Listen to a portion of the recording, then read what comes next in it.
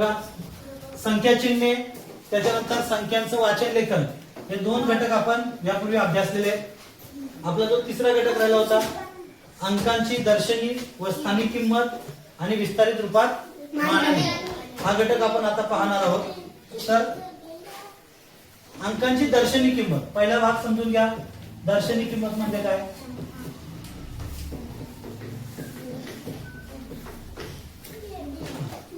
दर्शनी किंमत म्हणजे काय? तर आपण जी संख्या चिन्हे पाहिलेली आहेत, पाहिली ना? किती संख्या चिन्हे सांगा बरं एकदा पुन्हा. 10 संख्या चिन्हे. Very good. तर त्या प्रत्येक संख्या चिन्हाची स्वतःची अशी एक किंमत आहे. दर्शनी किंमत म्हणजे काय? स्वतःची किंमत. स्वतःची किंमत. दर्शनी किंमत म्हणजे काय? स्वतःची किंमत. स्वतःची स्वतःची किंमत. आता स्वतःची किंमत म्हणजे उदाहरणार्थ बघा, मी तुम्हाला सांगितलं की 5 चॉकलेट्स आणा. मी तुम्हाला सांगितलं 5 चॉकलेट्स आणा. तर आपण काय करणार आहोत? 5 चॉकलेट्स आणणार. कशा आणणार आहोत? हा एक चॉकलेट, दुसरा चॉकलेट, तिसरा चॉकलेट, चौथा चॉकलेट, पाचवा. बरोबर आहे? असे 5 चॉकलेट आपण आणणार.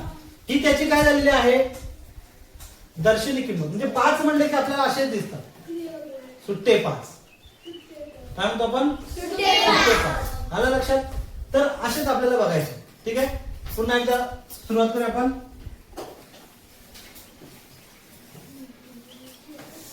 ठीक आहे, दर्शनी किंमत. दर्शनी किंमत म्हणजे काय? स्वतःची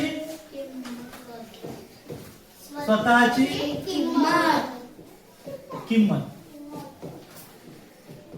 आपला अनुसार चुकला. स्वतःची किंमत. आता स्वतःची किंमत प्रत्येक अंकाला, प्रत्येक चिन्हाला स्वतःची किंमत आहे. आणि दर्शनी किंमतीच्या बाबतीत लक्षात ठेवायचं, जे दिसतंय तेच असतंय. काय लक्षात ठेवायचं? जे दिसतंय तेच असतंय. उदाहरणार्थ आपण 1 लिहिला म्हणजे काय दिसतोय? 1च दिसतोय, म्हणून त्याची दर्शनी किंमत 1च आहे. समजा 6 लिहिला तर त्याची दर्शनी किंमत 6च असणार आहे. मग तो कोणत्याही संख्येत येऊ द्या. म्हणजे उदाहरणार्थ आपण एखादी संख्या लिहिली 3534. 3534. आता याच्यामध्ये स्थान आहे, 4 एकक स्थानावर आहे, हा 3 दशक स्थानावर आहे, 5 शतक स्थानावर आहे आणि 3 हजार स्थानावर आहे.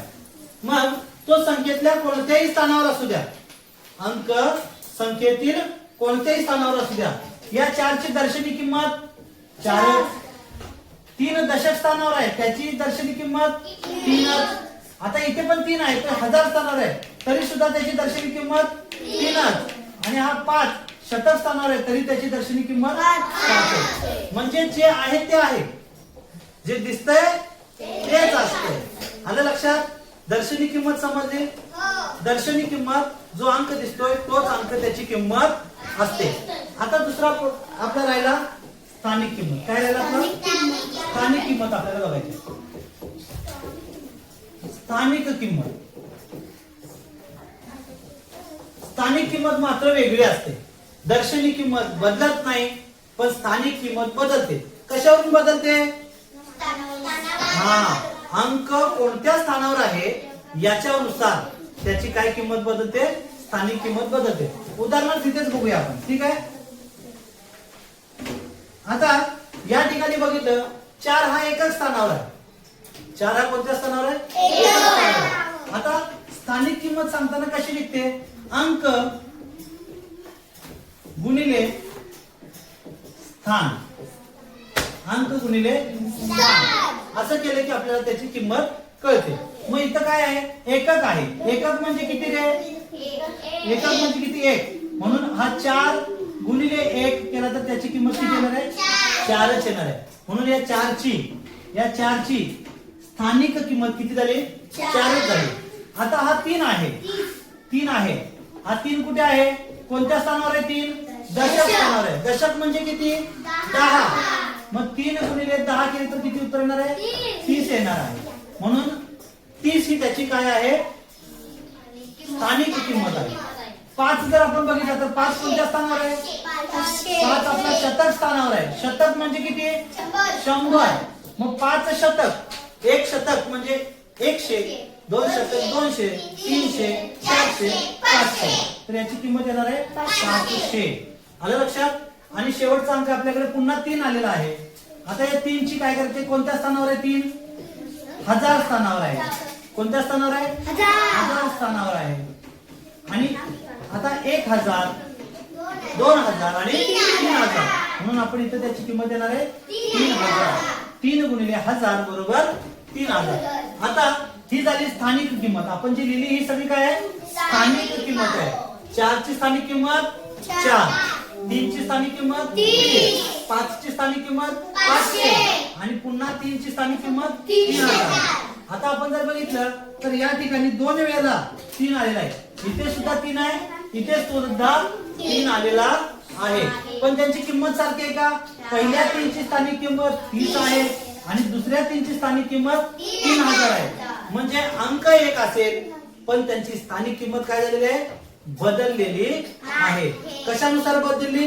त्यांच्या स्थानानुसार. दशक आहे, हजार आहे. मोठं स्थान आलं तर किंमत मोठी, छोट्या स्थानावर असेल तर किंमत छोटी. आलं लक्षात?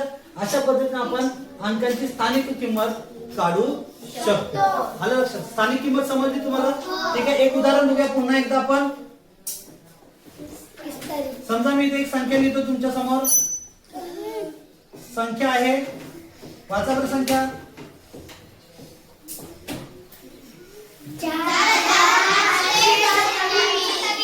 4827. आता मला सांगा याच्यातल्या आपण 7, 2, 4 आणि 8 यांची आपल्याला स्थानिक किंमत काढायची आहे. मला सांगा 7 ची स्थानिक किंमत किती आहे? 7च, कारण तो कशावर आहे? एकच स्थानावर आहे, म्हणून याची किंमत 7च आहे. 2 ची स्थानिक किंमत किती? 2 आणि याच्यावर एक शून्य आहे, 20 आहे. 8 ची स्थानिक किंमत किती? याच्याकडे 2 संख्या आहेत म्हणून 2 शून्य, 800. आणि सॉरी इथे 4 पाहिजे, बरोबर. 4 ची स्थानिक किंमत उलट झालं का? ओके ओके, बरोबर. इथे पाहिजे होता 8 आणि इथे पाहिजे होता 4. तर 8 ची स्थानिक किंमत किती येणार आहे? 800. आणि या 4 ची स्थानिक किंमत किती येणार आहे? 4000. समजलं सर्वांना स्थानिक किंमत? ज्याला स्थानिक किंमत समजली त्याला संख्यांची विस्तारित रूपात मांडणी करायला अतिशय सोपं जाणार आहे. ठीक आहे, हे लिहून घ्या. मग आपण संख्यांची विस्तारित रूपात मांडणी पाहू. चला समोर लक्ष द्या. आता पुन्हा एकदा आपण अंकांची काय बघितली? दर्शनी किंमत आणि स्थानिक किंमत. तर आता बघणार आहोत आपण अंकांची विस्तारित रूपात मांडणी. अंकांचे विस्तारित रूप बघणार आहोत आपण. ठीक आहे, विस्तारित रूप पाहायचं आपल्याला. एक संख्या घेऊया आपण. चला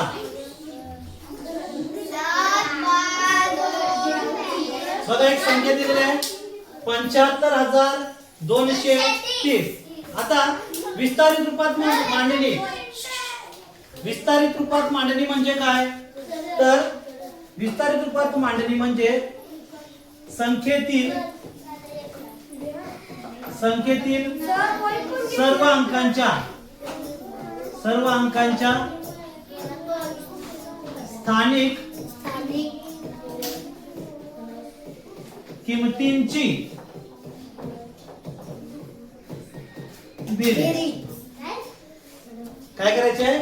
संख्येतील सर्व अंकांच्या स्थानिक किमतींची बेरीज. मग आता आपण स्थानिक किंमत शिकलोय की नाही? शिकलोय ना? सगळ्यांना येते स्थानिक किंमत? ठीक आहे, चला मग आपण डायरेक्ट जाऊया. आता हा अंक आहे, आपल्या समोर एक संख्या आहे. काय संख्या आहे? 75230.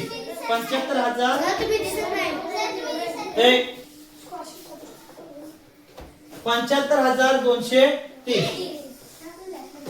आपल्या समोर संख्या 75230. याची आपल्याला विस्तारित रूपात मांडणी करून लिहायची आहे. कशी लिहिणार?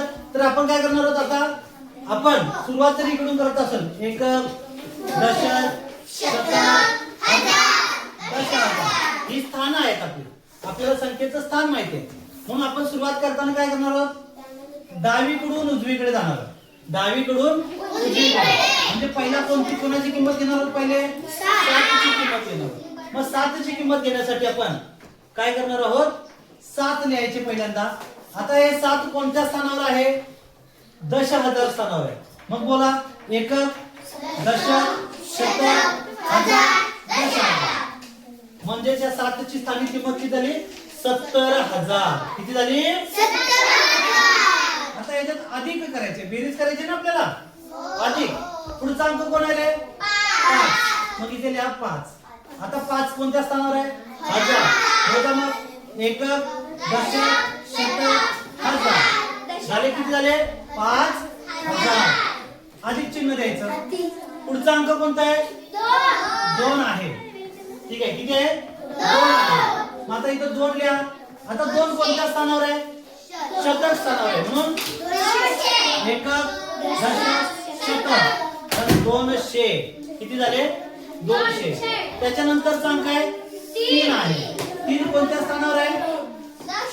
दशक. मग एकक, दशक. झाले 30.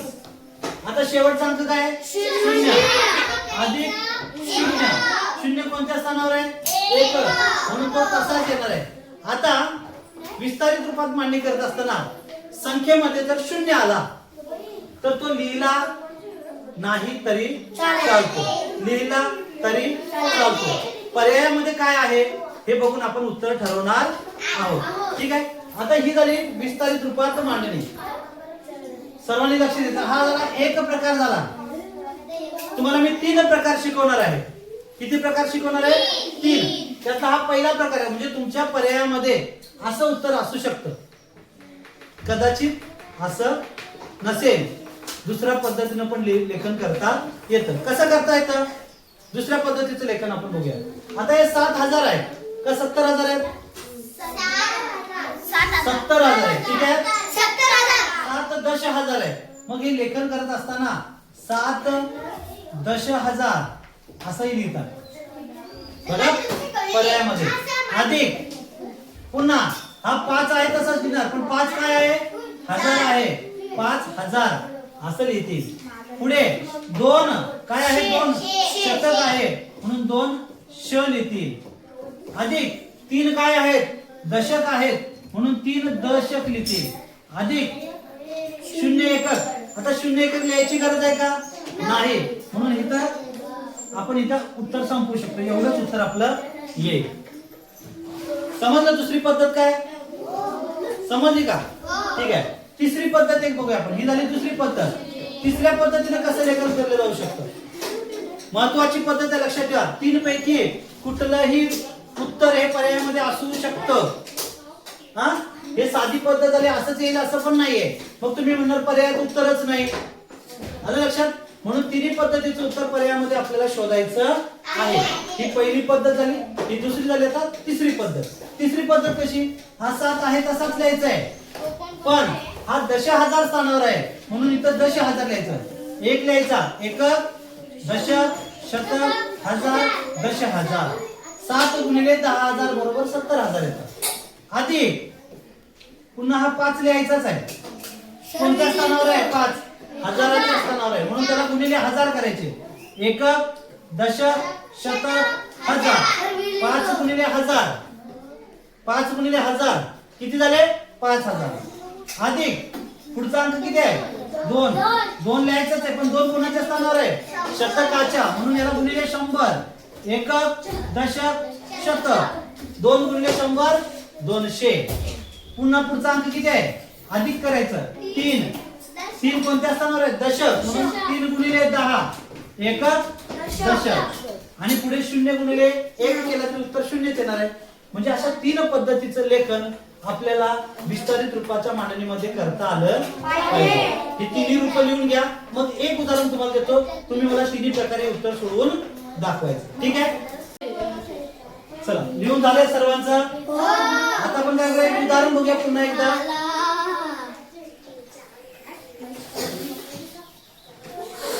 ठीक आहे. एक संख्या तुम्हाला मी देतो, तुम्ही त्याचं मला विस्तारित रूपात मांडणी करून दाखवा. चला, एक संख्या आहे आपल्याकडे 53,097. या संख्येचे आपल्याला काय करायचं आहे, 3 प्रकार आहे. तुम्हाला पहिला प्रकार, दुसरा प्रकार आणि तिसरा प्रकार, या तिन्ही प्रकारामध्ये मला विस्तारित रूपात मांडणी तुम्हाला करून दाखवायची आहे. चला थोडा वेळ घ्या आणि विस्तारित रूपात मांडणी मला करून दाखवा. ठीक आहे, तुमच्या समोर एक उदाहरण दिलेलं होतं. तुम्हाला एक उदाहरण दिलं होतं मगाशी सोडवायला, 53,097 याची 3 प्रकारे विस्तारित रूपात मांडणी आपल्याला करायची होती. कशी करायची तुम्ही केलेली आहे. फक्त आपलं उत्तर आता काय करायचंय, तपासून घ्यायचंय. पहिल्या प्रकारची मांडणी जी होती आपण त्याच्यामध्ये बेरजेच्या रूपात मांडणी करत होतो. कशी, पहिल्यांदा आपण 5 लिहिणार होतो. आता 5 हे कोणत्या स्थानावर आहे, दशहजार स्थानावर आहे. म्हणून एकक, दशक, शतक, हजार, दशहजार. त्याच्यानंतर अधिकचं चिन्ह, पुन्हा पुढचा अंक आहे 3. 3 ची स्थानिक किंमत आहे हजाराच्या घरात आहे म्हणून हजारापर्यंत. एकक, दशक, शतक, हजार, अधिक त्याच्यानंतर 0 आलेला आहे, 0 शतक. तर शून्याची स्थानिक किंमत कुठे असेल तरी काय असते, 0च असते. म्हणून तुम्ही एकदा 0 लिहिलं तरी चालेल. तिथं काही पुन्हा 3 वेळेला 0 लिहायची गरज नाहीये.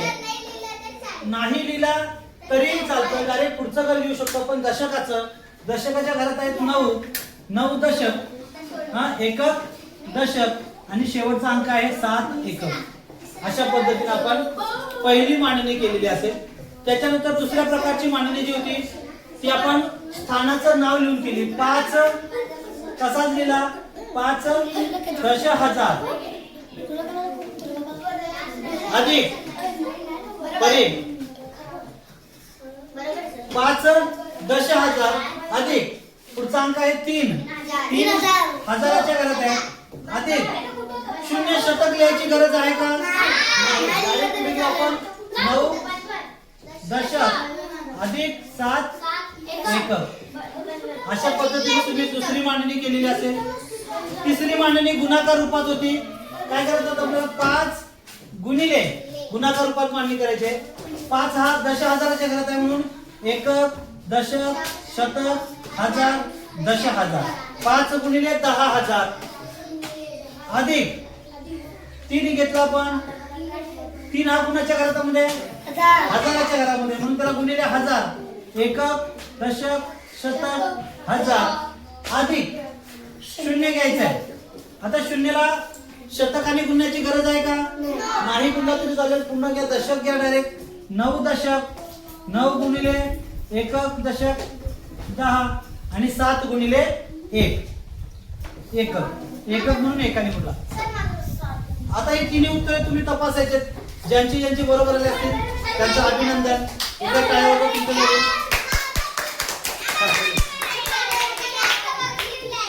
ठीक आहे, ओके. आता अशाच पद्धतीची उदाहरणं जे आहेत ते आपण उद्या या तिन्ही घटकावर आधारित काही प्रश्न सरावासाठी एकत्रितपणे घेऊया आणि मग आपल्याला पुढचा घटक मग घेता येईल. ठीक आहे.